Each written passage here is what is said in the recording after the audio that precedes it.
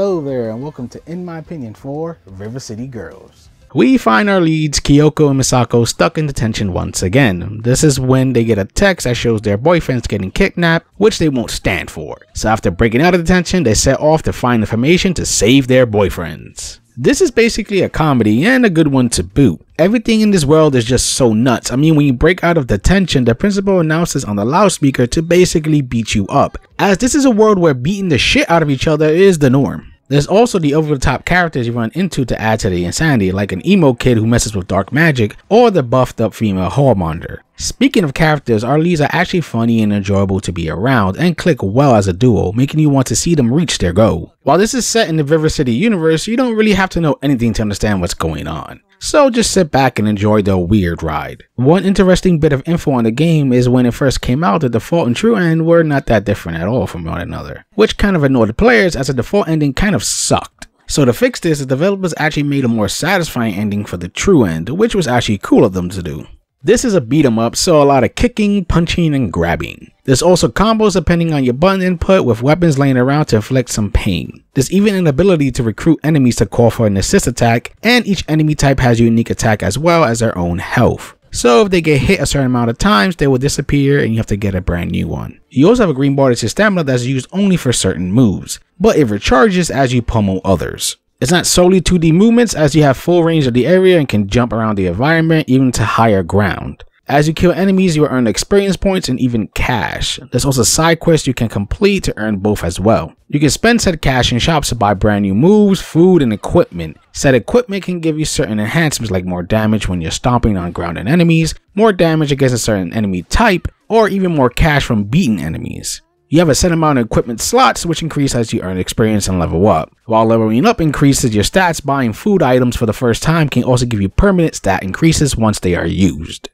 Boy oh boy, the combat to this game is a lot of fun. While you do have just the basic combos and moves at the beginning, once you start buying new moves, your combos start to become longer, you can launch people into the air and connect other moves like a power bomb. All of this gives you a good sense of progression when it comes to your power in combat. Also, the game gives you good feedback on your hits, making beating your enemies that much more enjoyable. There is a parry system if you block just at the right time, giving you a free hit. But to be honest, I rarely found the need to use it, so much so that I didn't get the parry trophy until I really paid attention for it. What I also like is that all 4 playable characters, 2 which you unlock after beating the game, do have their own long list of moves, so each of them feel unique when playing, and there's not just a skin swap. The whole recruit system is pretty neat, as it's rather funny to see an enemy beg not to get knocked out when it gives you the choice to recruit or not. You can have more than one recruit, and the game thankfully shows you every single recruit you have unlocked so far, and how many you're missing if you want to keep track of that. Also, they get a little description as well, and while their variations of the same character are just different colors, there is at least one unique one with a different description, which is a nice little touch.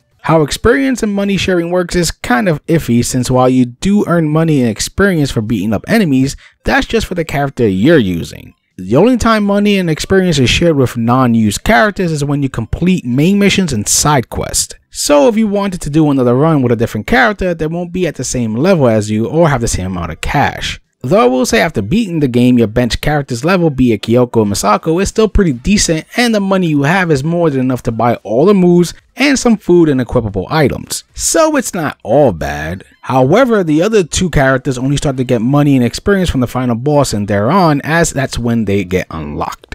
I will say most of the equipable items didn't feel like it made that big of a difference, especially when you start to level up. The only ones I felt that were important was the increased money drop and the other 2 secret ones that are super expensive but super overpowered and are good for the harder runs. As mentioned, food is very important, as it does give you different stat boosts and is the way to max out your character along with leveling up. A good thing is you don't have to waste the food right away, and instead can eat it for said boost whenever you want. So if you want to save it to heal later, you can. Also, after eating a food item, the store will now always tell you what it does. Just know the only ones that are shared between characters are ones you unlock from the main missions or side quests, so you can't just rebuy foods or items with your richest character and think they will transfer to other characters, which kinda blows.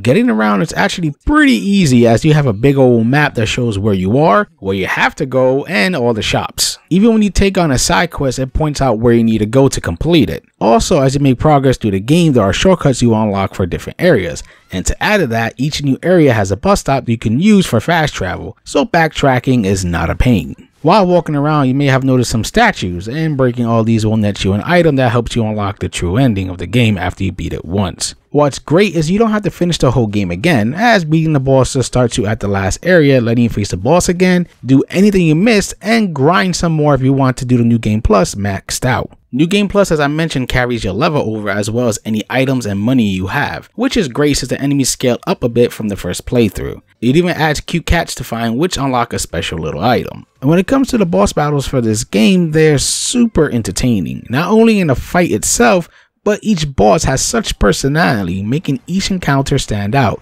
even having one that tries to kill you with the power of music. One last thing to mention in the gameplay department is the lack of online co-op. There is couch co-op, but I feel not being able to get online with a buddy, since not everyone lives next to one another, kinda brings the game down a tiny bit. With this game's beautiful pixel art, it has a crap ton of style. I mean, it just pops out so well, and even the most dingy looking areas look nice and colorful. Speaking of the areas, there are a good amount, each having their own personality. Now let's get to the character designs, which are very creative, from our leads to even the lowly grunts. The bosses are always a treat to see, and even side characters who talk for a tiny bit have a unique look to them. The voice acting is well done, with everyone fitting their role nicely and not phoning it in. Just a heads up, this game only has an English dub. I also enjoy how the story is visually told, as we get nicely drawn character stills for dialogue, some anime cutscenes, and even black and white manga panels for cutscenes. There's also moments when our leads talk to one another and their HUD pictures animate. Then we got the music, and I rarely talk about music in my reviews, but the soundtrack for this game really stands out, and we even get a good amount of well-sung vocal tracks. I also never ran into any slowdown or technical issues. I mean, wow, they just hit all the marks here. Our way, Miss Suzu. Yeah, we don't want to hurt you. Hurt me? Ha ha! You scrawny runts couldn't hurt a fly. No way. Flies are easy to hurt. As part of the school defense force, it's my job to keep idiots like you from sneaking out of class. But you don't even go to this school. Shut up! I'm trying to earn extra money! Don't act like you're smarter than me. I've been in high school for 7 years. Ain't nobody smarter at school stuff than Masuzu. Let's see, we have fantastic visuals, funny dialogue, likable characters, great music, and very enjoyable gameplay. So yeah, even with the lack of online co-op, which kind of sucks, I can say I had a great time. The length felt perfect, as it didn't drag, and I was done in about 6 to 7 hours. The form of replay value is collecting everything you miss, messing around with the other characters, and New Game Plus. If you have some interest in beat 'em ups, this is a game you should definitely play, even if you don't know anything about the River City games. So go out there and help Kyoko and Misako save their boyfriends. I hope you enjoy my thoughts in this game, and for gamer's sake, keep gaming.